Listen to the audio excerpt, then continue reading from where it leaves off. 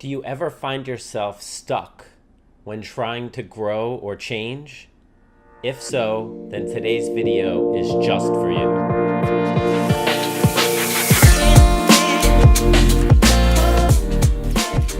There is no denying the fact that the very first step in becoming the best version of ourselves is self-awareness. If we aren't aware of what is going on inside of us, or the dynamics of the relationship between our internal and external experience, there is no way for us to be in a place to make informed decisions about our lives and live them in a conscious and intentional way. To many of us, self-awareness feels at least uncomfortable, if not dangerous and terrifying. When we begin to grow in self-awareness and look inwardly with openness and honesty, admittedly, we might not like what we see, yet we cannot hope to move forward in any sort of meaningful or lasting way without this crucial first step. That being said, we often have enough of a natural awareness or are pushed into greater awareness when our lives become acutely uncomfortable to know when something's not quite right.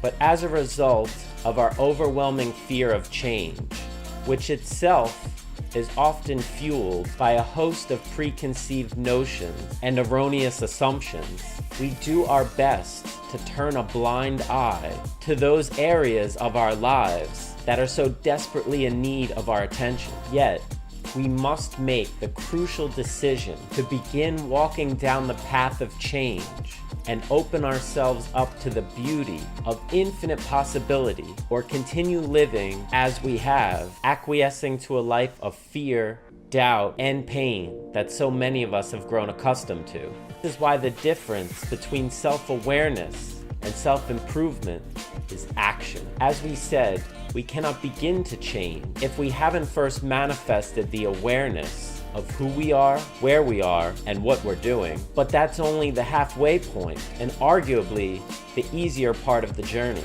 It's the ability to cultivate a bias toward action that seems to be most difficult for many of us to initiate and sustain. We all intrinsically crave predictability and certainty, and if we don't act, we can pretty much guarantee ourselves that not much will change.